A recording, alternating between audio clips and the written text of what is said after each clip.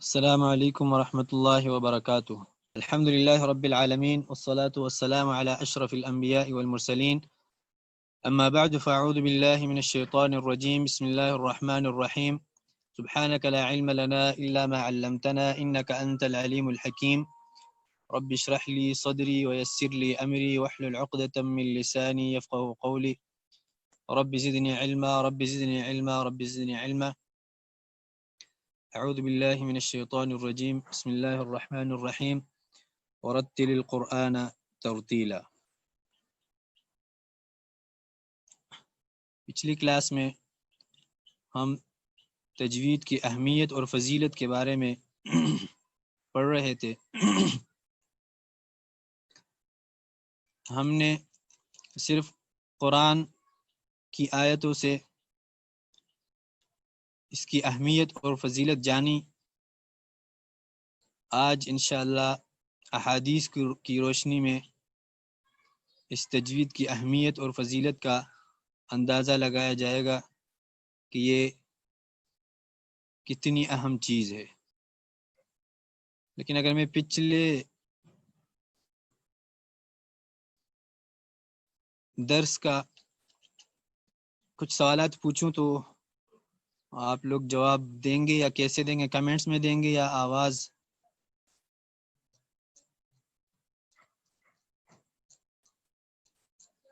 تجوید کس کو کہتے ہیں؟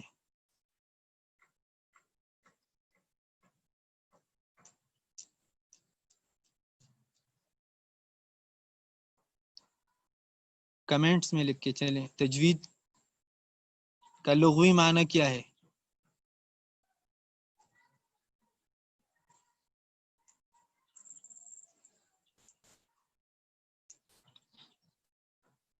جی، تجوید کا لغوی معنی کوئی بتا سکتا ہے؟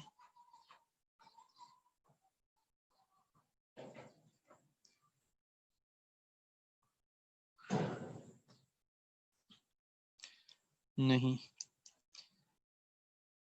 تجوید کا اصطلاحی معنی کیا ہے؟ تجوید کسے کہتے ہیں؟ جی، یہ لغوی معنی کمنٹس ابھی آنا شروع ہو گئی ہے۔ تحسین، بیوٹی، سجانا، بالکل صحیح ہے۔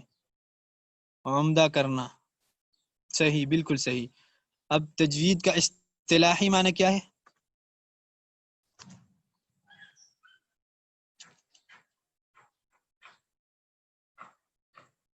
جی، یہ سارے معنی ٹھیک ہے۔ خوبصورتی، ٹو بیوٹی، اور بہتر بنانا، عمدہ بنانا، سجانا، اچھا پیش کرنا۔ اب یہ ہے لغوی معنی تجوید کا۔ اب اصطلاحی معنی کیا ہے؟ جی،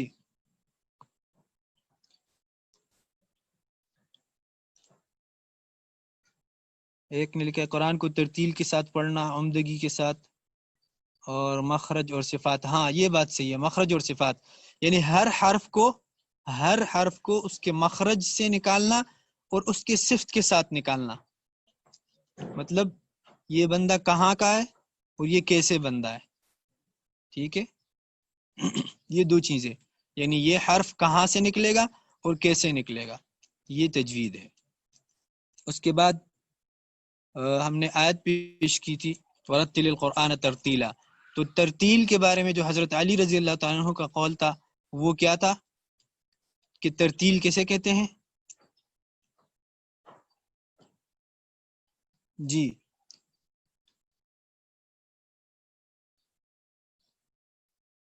ترتیل کے بارے میں حضرت علی رضی اللہ تعالیٰ عنہ کا جو قول تھا، ٹھیک ہے، یہ بالکل صحیح ہے۔ ترتیل ہوا تجوید الحروف و معرفت الوقوف،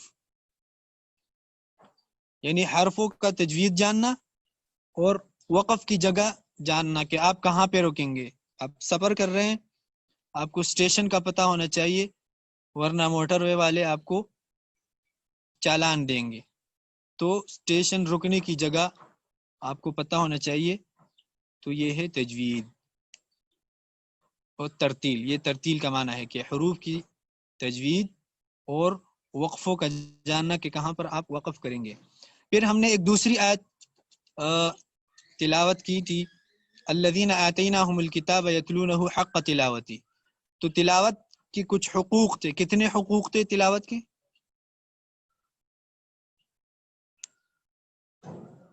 5. Very good. کون کون سے؟ نمبر 1،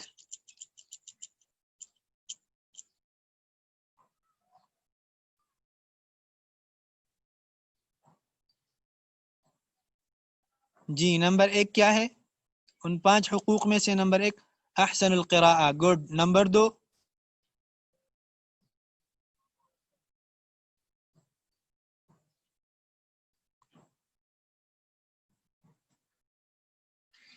جی احسن الفہم ہے، احسن الحفظ ہے، ٹھیک ہے. اس کے بعد احسن العمل ہے، گڈ. اس کے بعد احسن الدعوہ، ویری گڈ، بہت اچھا، ماشاء اللہ. اللہ تعالیٰ آپ کو مزید جو ہے نا اس میں دلچسپی لینے کے جو ہے اللہ تعالیٰ نے اللہ تعالیٰ آپ کو مزید توفیق دے. ٹھیک ہے، بہت اچھا. اور ان سب کا ہم نے ایک ایک دلیل بھی بتایا تھا، وہ شاید آپ کو یاد ہے. تو آگے چلتے ہیں. اب احادیث، اور اگر ایک ایک حدیث چلو آخر میں پوچھیں گے، وہ ان کا جو ہے یہ جو 5 حقوق ہے ایک ایک دلیل آخر میں انشاءاللہ پوچھیں گے، تاکہ بس تذکرہ ہو. ایک دفعہ ریپیٹ ہو جائے تو دماغ میں بیٹھ جاتا ہے. بار بار جو چیز ریپیٹ ہوتا ہے وہ دماغ میں اچھی طرح بیٹھ جاتا ہے اور پھر جلدی نہیں بھولتا. اس کے بعد ایک اور آیت ہے جو آج کا درس ہے، وہ شروع کرتے ہیں. قرآنا عربیا غیر ذی عوج لعلہم یتقون. یہ سورہ زمر کی 28 نمبر آیت ہے، 28 نمبر آیت ہے سورہ زمر کی. قرآنا عربیا غیر ذی عوج. اللہ تعالیٰ فرماتے ہیں کہ یہ جو قرآن ہے یہ عربی زبان میں ہے. قرآنا عربیا غیر ذی عوج، اس میں کوئی ٹیڑھا پن نہیں ہے، اس قرآن میں ٹیڑھا پن نہیں ہے.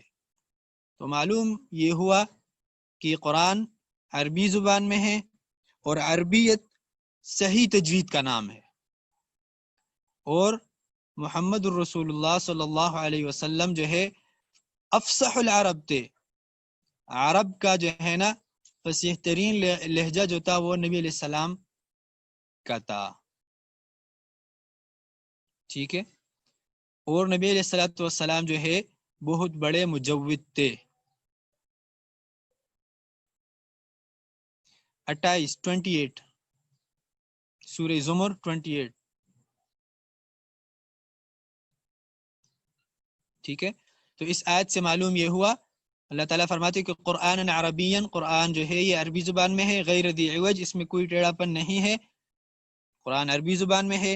اور محمد الرسول اللہ جو ہے افصح العرب تھے. اور عربی کیا ہے؟ صحیح تجوید کا نام ہے. صحیح تجوید کا نام کیا ہے؟ عربی ہے. اور سب سے بڑے مجود تھے محمد الرسول اللہ صلی اللہ علیہ وسلم. مجود یعنی تجوید والا، تجوید کو جاننے والے کو مجود کہتے ہیں. یہ فاعل ہے، ٹھیک ہے، مجود. آپ جب تجوید پڑھیں گے، آپ تجوید سیکھیں گے تو پھر اس کے بعد آپ کو مجود کہا جائے گا، ٹھیک ہے. مثلا ایک بندہ ٹیچنگ کرتا ہے وہ ٹیچر ہوتا ہے. تو جو تجوید کر رہا ہوتا ہے، جو تجوید سیکھتا ہے، اس کو مجود کہا جاتا ہے. ایک بندہ قرات کر رہا ہوتا ہے وہ قاری ہوتا ہے. افصح العرب، فصیح، اس کی زبان میں فصاحت اور بلاغت، بہت واضح طور پر جو کوئی بات کرتا ہے وہ فصیح. اور افصح جو ہے جس طرح ہوتا ہے نا لارج، لارجر، لارجسٹ والا یعنی سب سے اعلیٰ، اس سے کوئی اچھا جو ہے نا بولنے والا نہیں ہے. تو فصیح کا افصح یہ ہے، ٹھیک ہے. افصح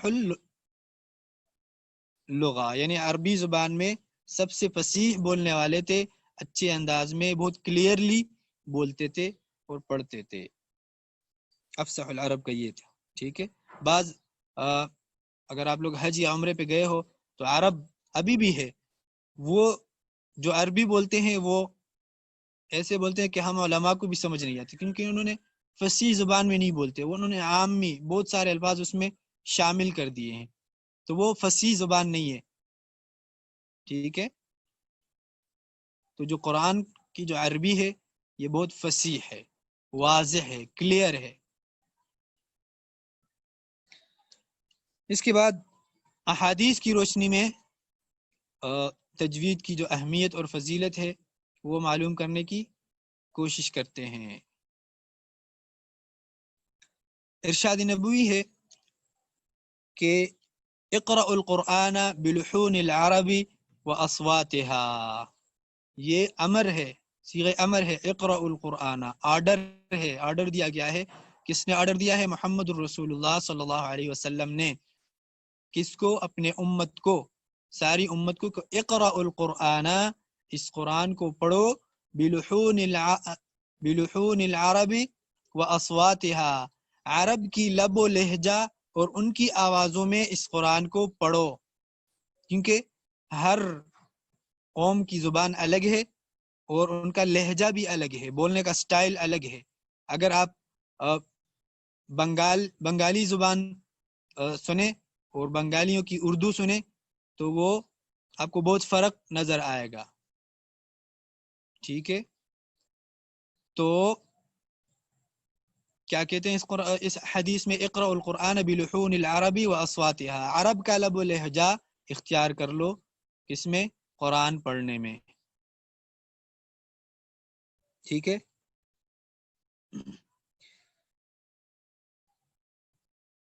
اور اس کا مطلب یہ ہے کہ عرب جیسا صفات اور مخارج ادا کرو، عرب لوگ جو ہے مخارج اور صفات بہت اچھے انداز سے کیا کرتے ہیں؟ ادا کرتے ہیں۔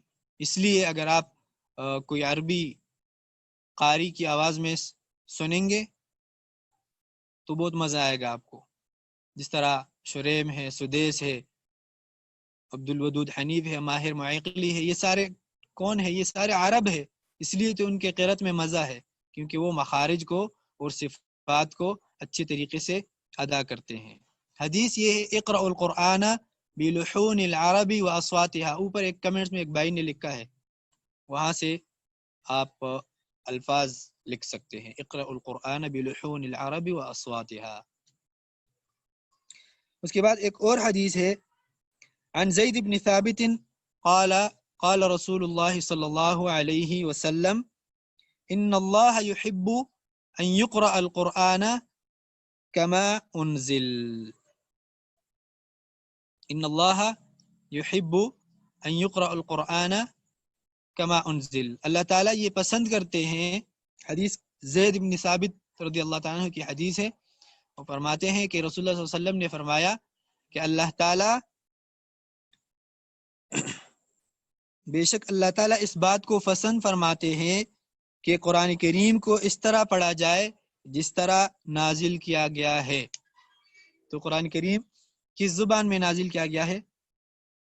عربی زبان میں، اور عربی زبان ہم نے تھوڑی دیر پہلے بتایا کہ صحیح تجوید اور مخارج اور صفات کا نام ہے۔ یہ تجوید پچھلی کلاس میں بھی ہم نے بتایا تھا کہ یہ قرآن کلام اللہ ہے، اللہ کا کلام ہے، اللہ تعالیٰ نے خود پڑھا ہے اس کو جبریل کے اوپر، جبریل علیہ السلام نے سنا ہے اللہ تعالیٰ سے، پھر جبریل علیہ السلام نے پڑھا ہے محمد الرسول اللہ صلی اللہ علیہ وسلم کے اوپر، اور محمد الرسول اللہ صلی اللہ علیہ وسلم نے سنا ہے کس سے؟ جبریل علیہ السلام سے، اور پھر محمد الرسول اللہ صلی اللہ علیہ وسلم نے پڑھا ہے صحابہ پر، صحابہ نے سنا ہے محمد الرسول اللہ صلی اللہ علیہ وسلم سے، اور اسی طرح یہ سلسلہ ہم تک پہنچتا ہے، اور اسی طرح یہ سلسلہ جاری و ساری ہے۔ یہ اسی طرح جو ابھی لکھا ہوا ہے اسی طرح محفوظ ہے، کیونکہ اس کی حفاظت کا ذمہ بھی اللہ تعالیٰ نے خود اٹھایا ہے، انا نحن نزلنا الذکر وانا له لحافظون۔ حدیث ریپیٹ کروں، عن زید بن ثابت عن زید ابن ثابت، اگر لکھنا چاہے تو میں آہستہ آہستہ بولتا ہوں. عن زید ابن ثابت رضی اللہ عنہ قال قال رسول اللہ صلی اللہ علیہ وسلم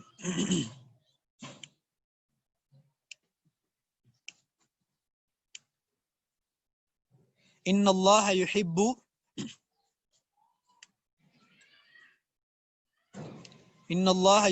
ان يقرأ القرآن ان اللہ يحب ان يقرأ القرآن كما انزل، یعنی اللہ تعالیٰ یہ پسند فرماتے ہیں کہ قرآن کی تلاوت اسی طرح ہو جس طرح نازل کیا گیا ہے.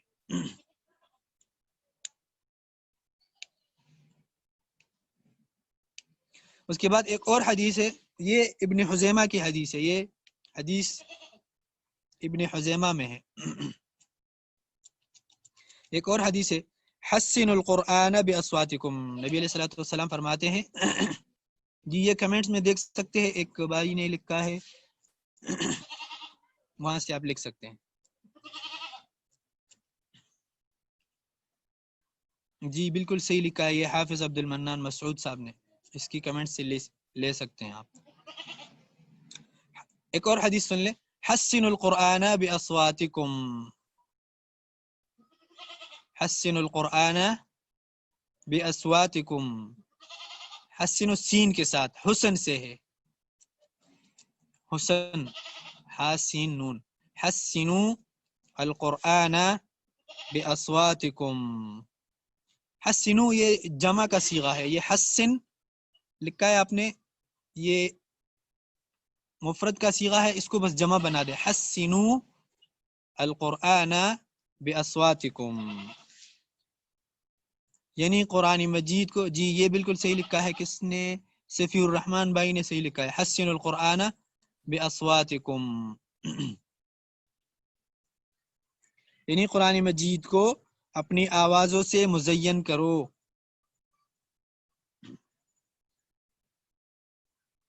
اور اس حدیث کا ایک اور ٹکڑا ہے، حسن القرآن باصواتکم فإن الصوت الحسن يزيد القرآن حسنا، فإن الصوت الحسن،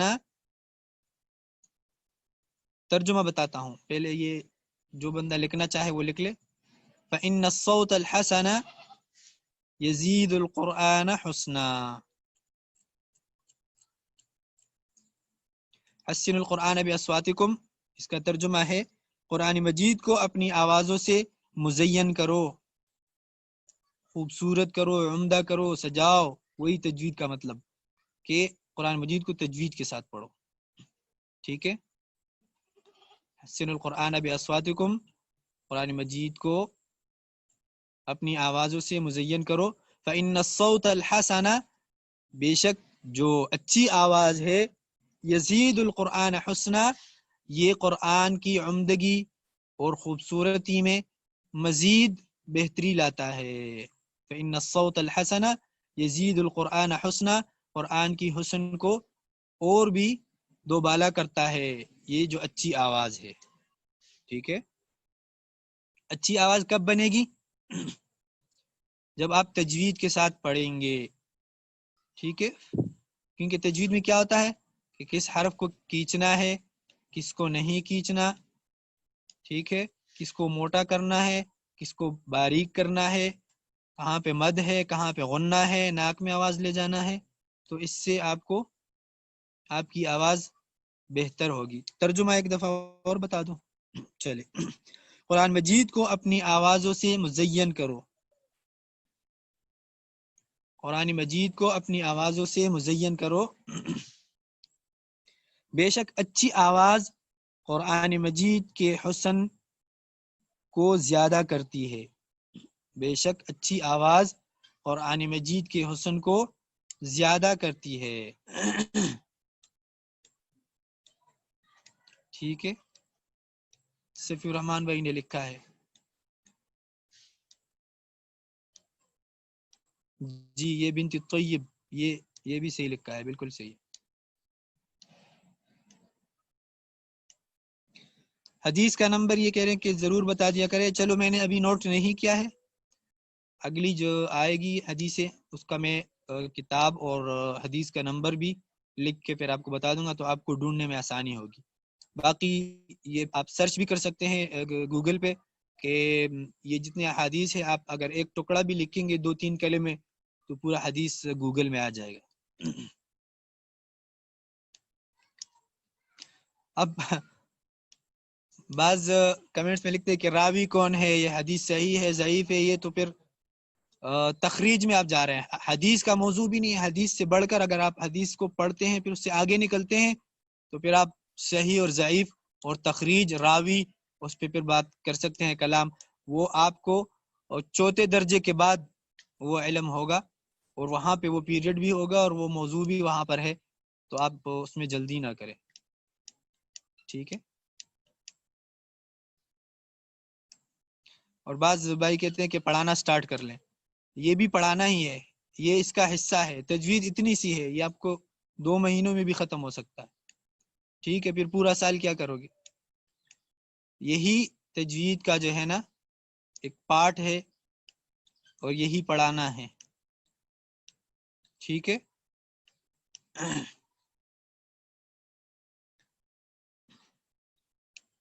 ایک اور حدیث نوٹ کر لیں. پریکٹس، بالکل آپ صحیح کہہ رہے ہیں کہ جو ہے نا تھیوری سے پریکٹس زیادہ بہتر ہے.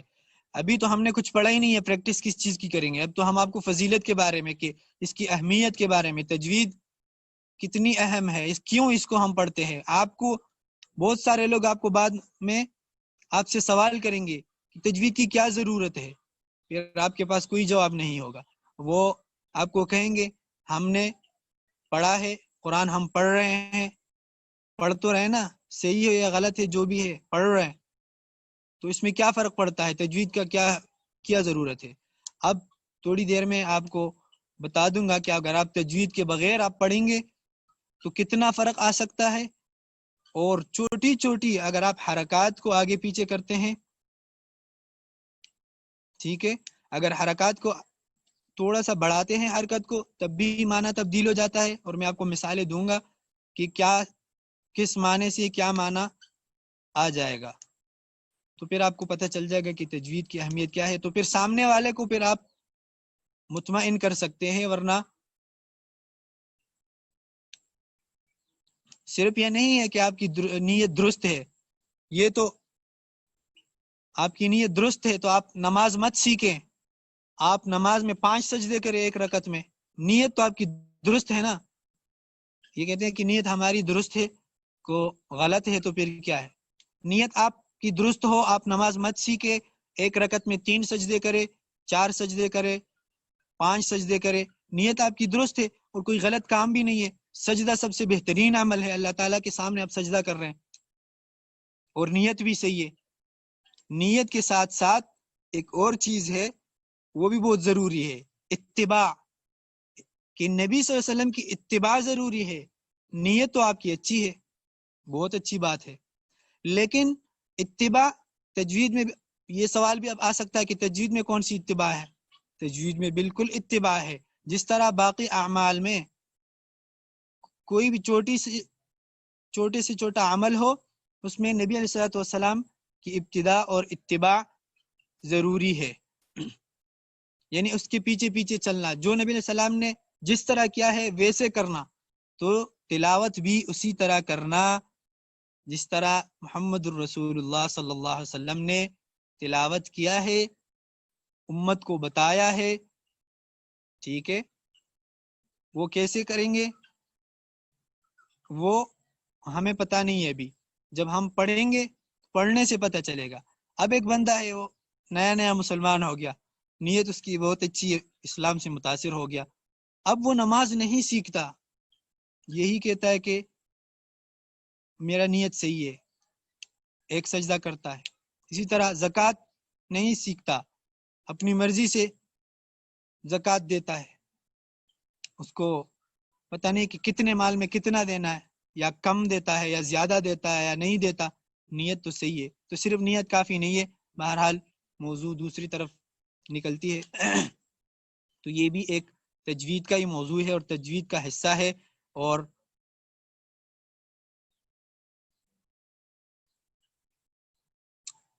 آگے اگلی حدیث کی طرف چلتے ہیں. عن ام سلمة رضی اللہ عنہا قالت، ام سلمہ رضی اللہ عنہا جو ہے فرماتی ہے کان رسول اللہ صلی اللہ علیہ وسلم يقطع قراءته.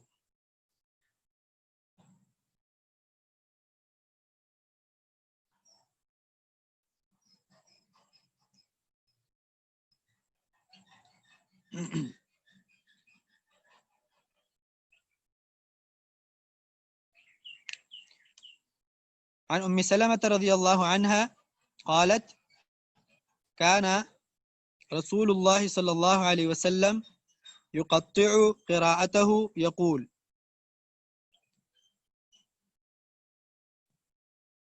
الحمد للہ رب العالمین. ام سلمہ رضی اللہ تعالیٰ عنہ فرماتی ہے کہ نبی علیہ الصلوۃ والسلام کا جو عمل تھا کیا تھا؟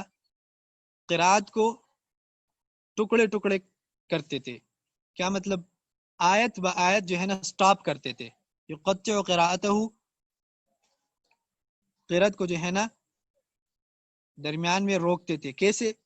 یقولو پر نبی علیہ الصلوۃ والسلام پڑھتے تھے، کہتے تھے کیسے؟ الحمد للہ رب العالمین، یہ پڑھ کر ثم یقف، پھر رک جاتے تھے، سانس لیتے تھے. پھر ثم یقول، پھر نبی علیہ الصلوۃ والسلام دوبارہ اگلی آیت کی طرف بڑھتے اور تلاوت کرتے الرحمن الرحیم، دوسری آیت. ثم یقف، پھر رک جاتے اور اسی طرح فاتحہ ختم کرتے اور ساری تلاوتیں. تو آج کل جو ہمارے ائمہ ہیں ان کو بھی یہی چاہیے کہ اس پر عمل کرے، کیونکہ جب فاتحہ پڑھتے ہیں تو ایسی سپیڈ میں پڑھتے ہیں اور ایک سانس میں کہ پچھلے والے بیچارے وہ نہیں پڑھ سکتے، ان کو موقع نہیں ملتا پڑھنے کا. تو امام کے لیے، قاری کے لیے یہ ضروری ہے کہ وہ ہر آیت پر رک جائے، تھوڑا فاصلہ ٹائم دے مقتدیوں کو تاکہ وہ بھی پڑھے الحمدللہ رب العالمین، رک جائیں، پیچھے والے بھی آہستہ پڑھے. پھر الرحمن الرحیم، پھر وقف، پھر مالک یوم الدین. اور تجوید ترتیل میں ہم نے کیا کہا تھا کہ مخارج الحروف و معرفت الوقوف. یہاں پہ حدیث سے ثابت ہوا کہ نبی علیہ الصلوۃ والسلام وقف کی کتنے اہمیت کرتے تھے. یہ ترمذی کی حدیث ہے، رواہ ترمذی. اس کے بعد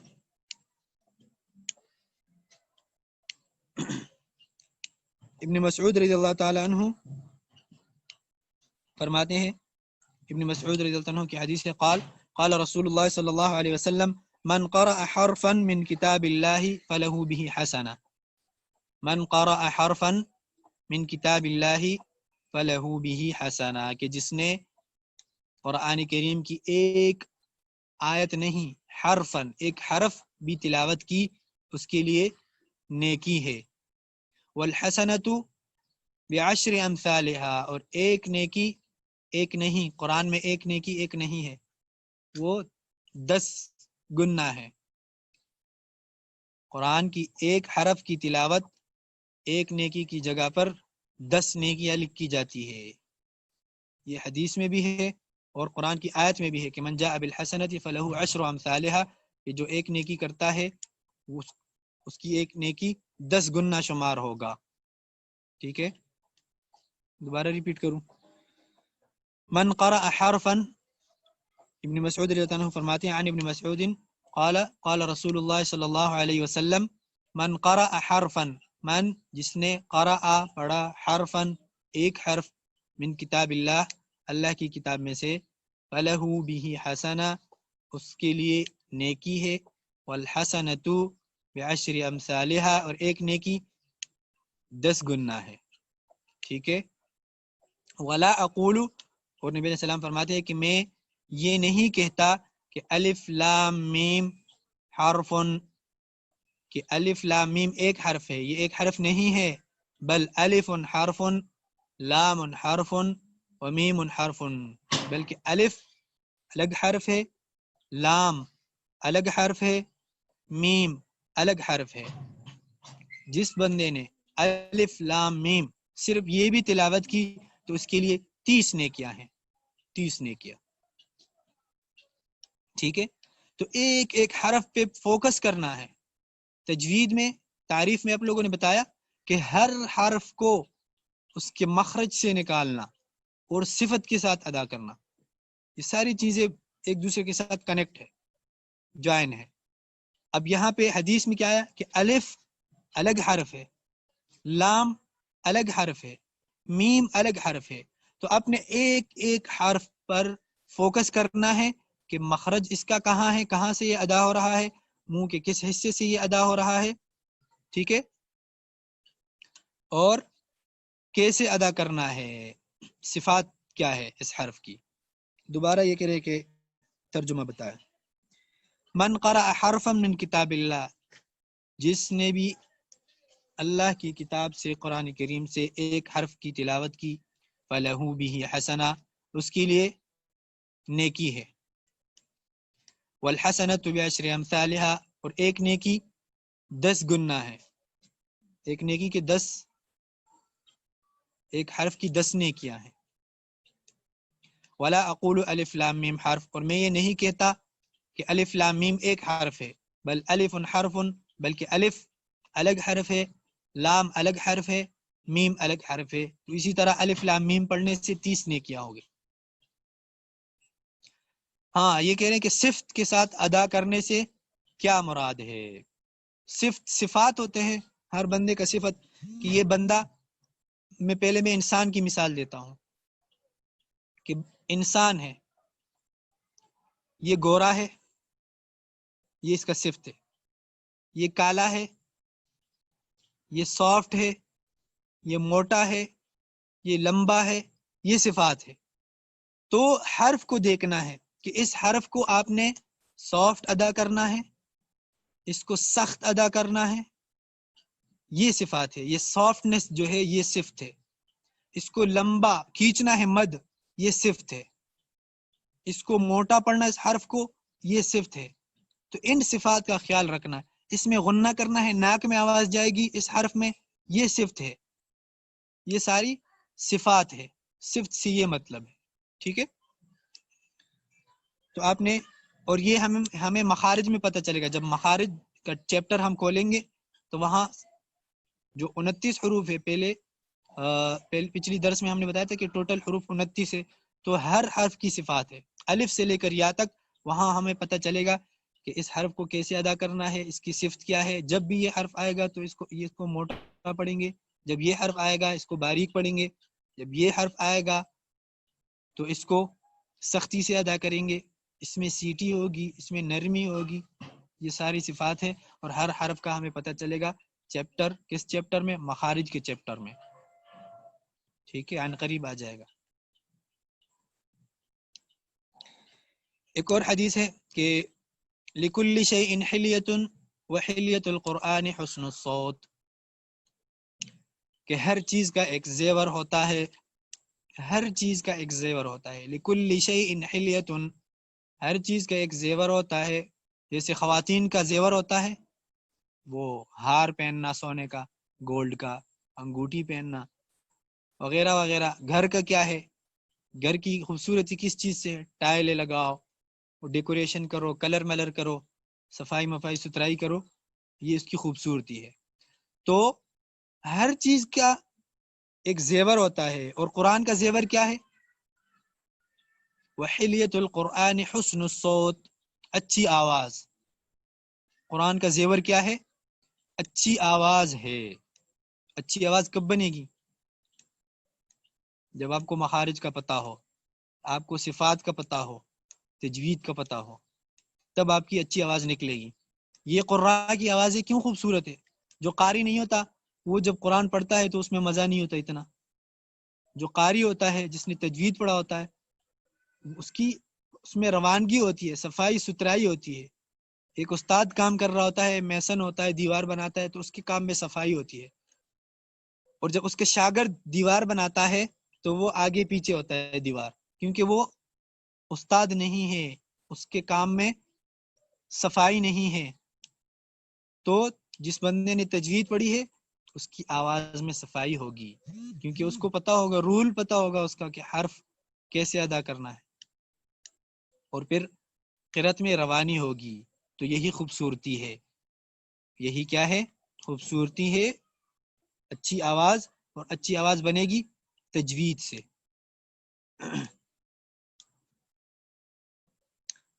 میں یہ کہہ رہے کہ اس میں لکھو، کمنٹس میں حدیث لکھو. میں کوشش کرتا ہوں اگر میرے پاس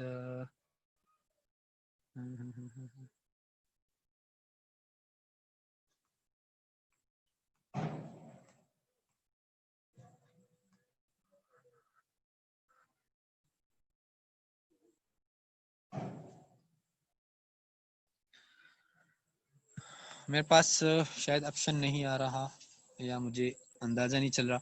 تو میں ابھی یہاں پہ کمنٹ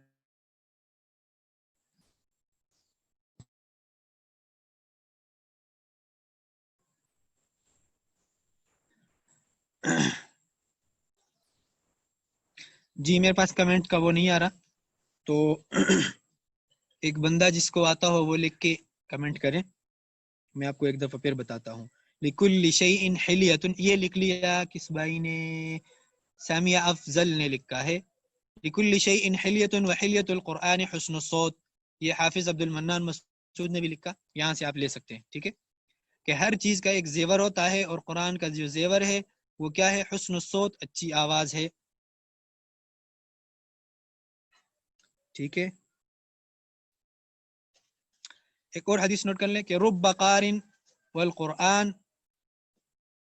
والقرآن یلعنہ، کہ زیادہ تر قرآن پڑھنے والے ایسے ہیں کہ قرآن اس پہ لعنت کرتا ہے. اس حدیث میں اختلاف ہے. علماء کہتا ہے کہ یہ صحیح حدیث صحیح نہیں ہے، لیکن بعض علماء نے اس کی توجیہ بیان کی ہے کہ اگر بندے کو پتا ہو، اگر آپ کو تجوید کی اہمیت کا پتہ چل گیا پھر بھی آپ اس پہ عمل نہیں کرتے، یا ایک بندہ، اور میں بھی بتاتا ہوں کہ 3 لوگ اس میں شامل ہیں. قرآن کی لعنت میں 3 لوگ شامل ہیں. پہلے اس کا ترجمہ دوبارہ سن لیں. رب قارئ یقرأ القرآن والقرآن یلعنہ، کہ بہت سے قرآن پڑھنے والے ایسے ہیں کہ قرآن الٹا اس پہ لعنت بھیجتا ہے. ٹھیک ہے،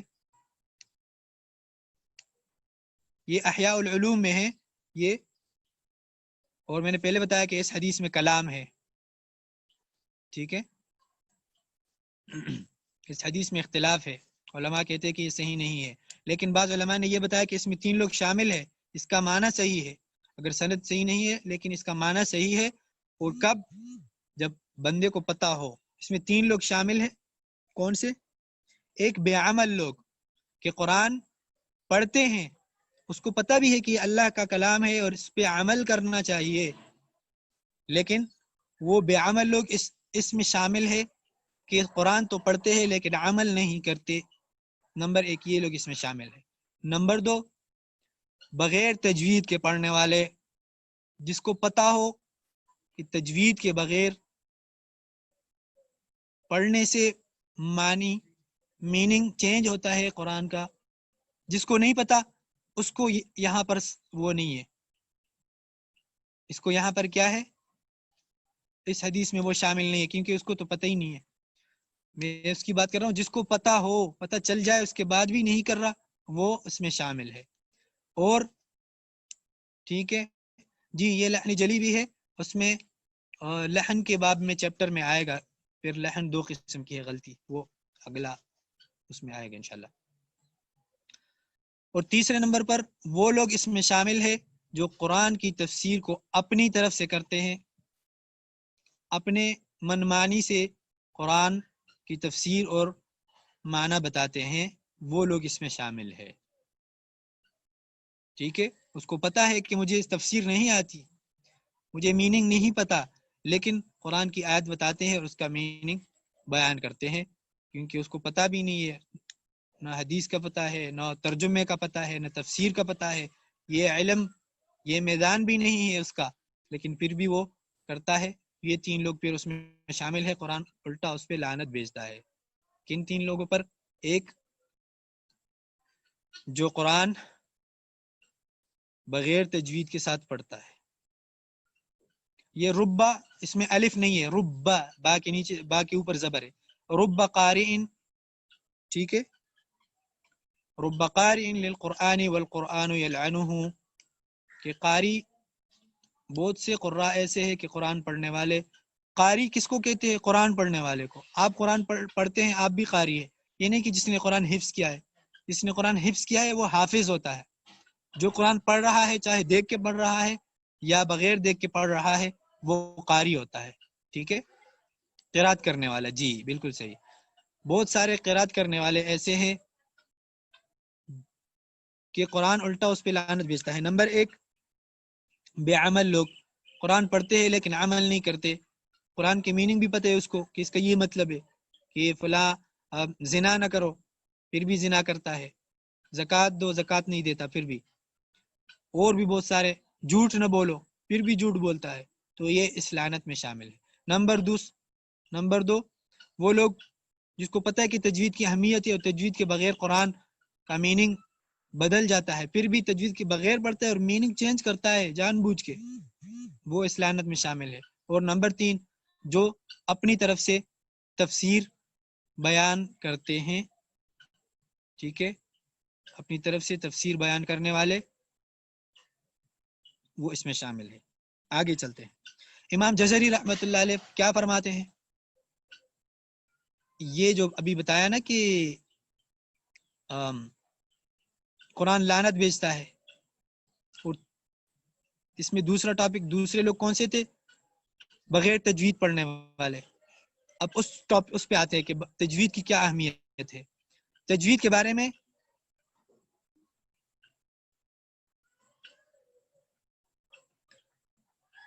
بارے میں جو ہے امام جزری رحمۃ اللہ علیہ کیا فرماتے ہیں؟ آئیے پڑھتے ہیں، والأخذ بالتجوید حتم لازم، والأخذ بالتجوید حتم لازم، تجوید کے علم کو حاصل کرنا یہ حتمی ہے، لازمی ہے۔ امام جزری رحمۃ اللہ علیہ، تین لوگ دوبارہ بتا دوں، تین لوگ، ایک بے عمل لوگ جو قرآن پڑھتے ہیں عمل نہیں کرتے، نمبر دو جو قرآن بغیر تجوید کے ساتھ پڑھتے ہیں، نمبر تین قرآن کی اپنی طرف سے تفسیر کرتے ہیں۔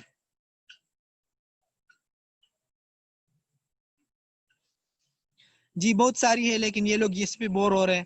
الماہر فی القرآن مع السفرۃ الکرام البررہ، یہ بھی ہے، بہت ساری احادیث ہے، لیکن یہ لوگ بور ہو رہے ہیں تو میں مختصر کر رہا ہوں۔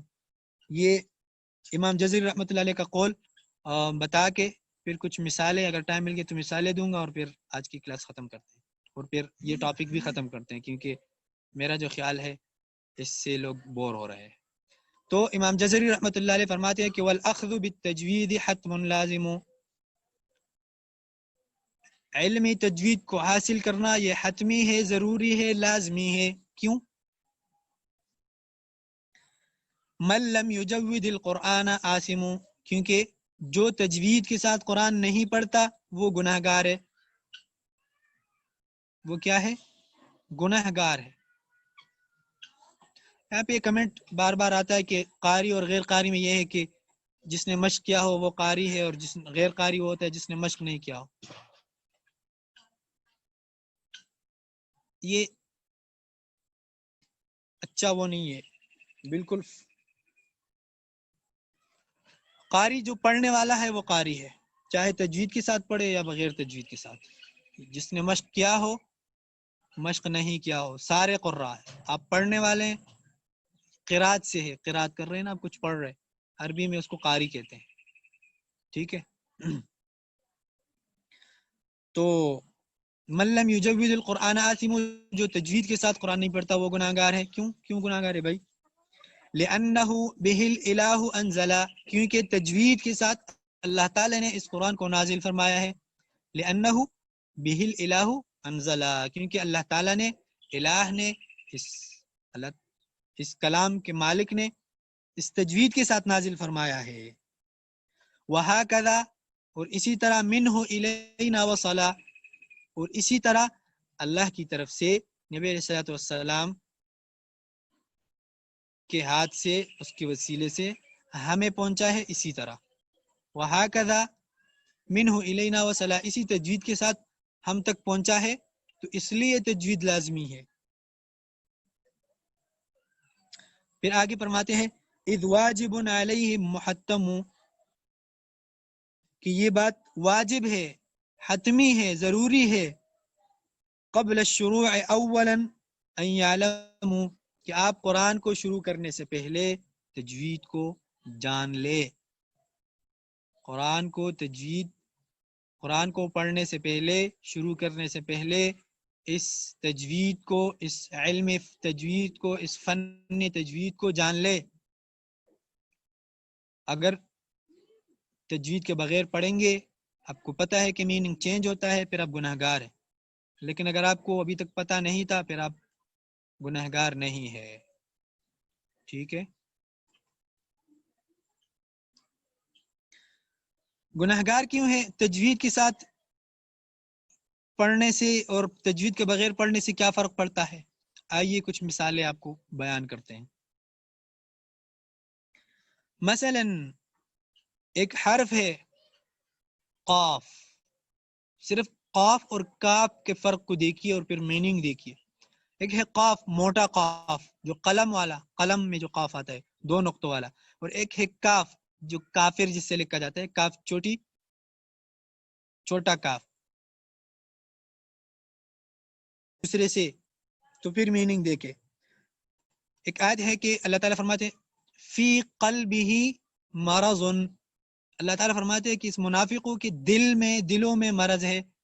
لیکن اگر آپ نے اس بڑے قاف کو چھوٹا کاف یوز کیا تو پھر قلب سے کلب بنے گا، کلب، اور کلب کتے کو کہتے ہیں. پھر قرآن آپ ایسے پڑھتے ہیں فی قلبہ مرض، ان منافقوں کے کتوں میں مرض ہے. اللہ تعالیٰ کیا فرماتے ہیں؟ ان کے دلوں میں مرض ہے، اور نہیں آپ کیا کہتے ہیں؟ نہیں، ان کے کتوں میں مرض ہے. یہ ہے فرق، یہ ہے تجوید. یہ ہے نمبر 1 مثال. ٹھیک ہے. اگر آپ صرف بڑے قاف اور کاف میں ایک دوسرے کے ساتھ میکس کرتے ہیں تو اس کا یہ مطلب بنتا ہے دل، اللہ تعالیٰ دل کا تذکرہ کرتے ہیں اور آپ کتے کا تذکرہ کرتے ہیں. مثال نمبر 2 فضلا، فضل، مہربانی.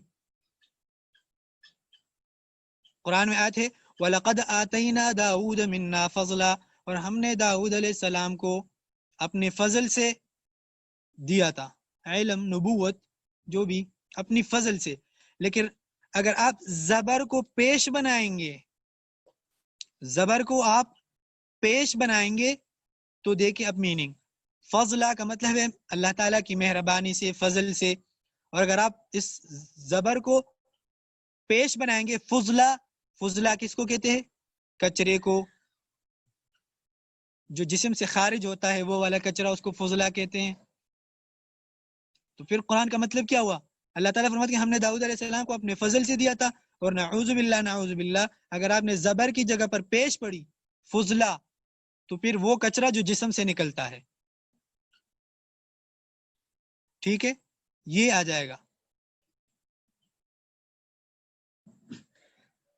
ایک اور ان، ایک اگر آپ ایک حرف کو تھوڑا سا کھینچتے ہیں، ان، یہ ہے بے شک، ان. ٹھیک ہے، ان کا مطلب ہے بے شک. لیکن اگر اس نون کو تھوڑا سا کھینچتے ہیں، ان، اس کا مطلب ہے ہم.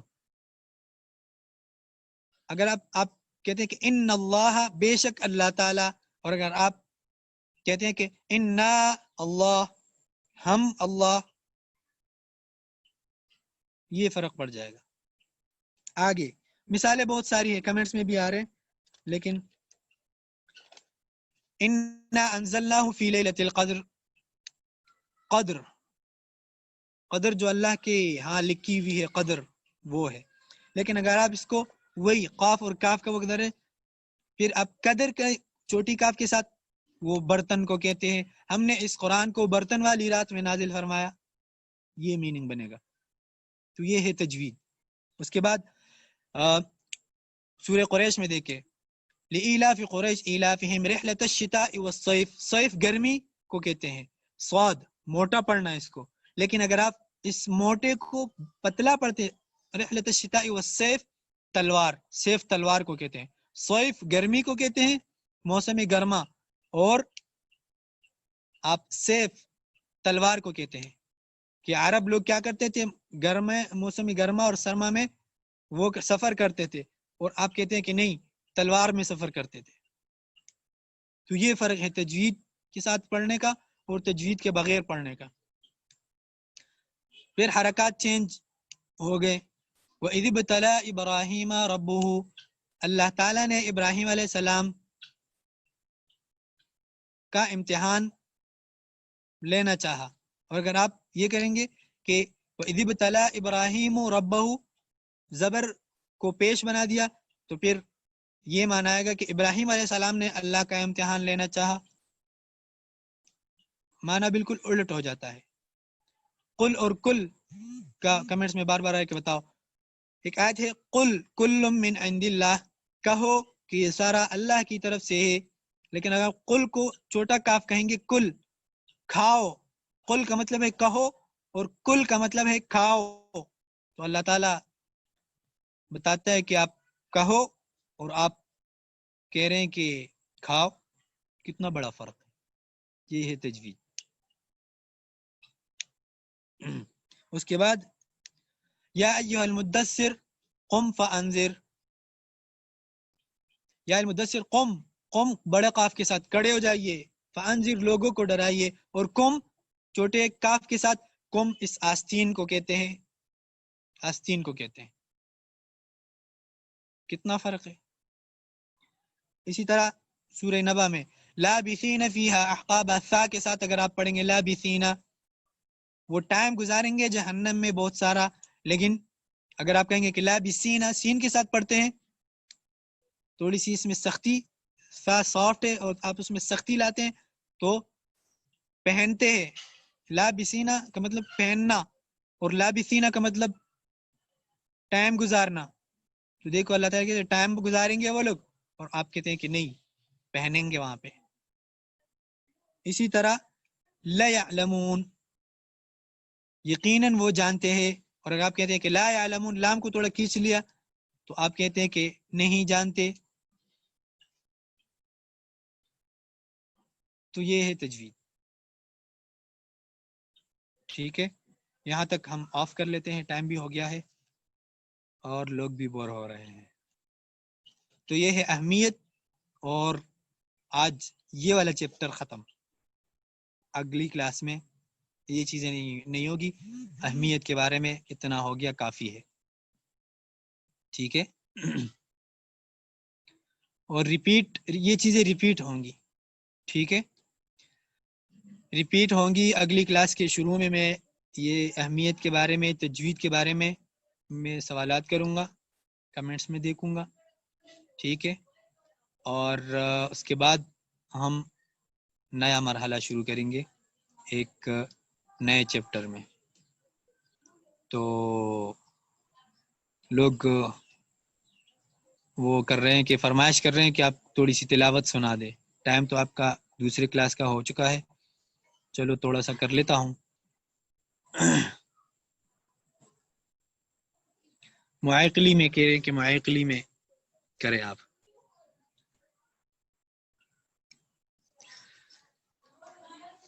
اعوذ باللہ من الشیطان الرجیم، بسم اللہ الرحمن الرحیم، الحمد للہ رب العالمین، الرحمن الرحیم، مالک یوم الدین، إياك نعبد وإياك نستعين اهدنا الصراط المستقيم صراط الذين أنعمت عليهم غير المغضوب عليهم ولا الضالين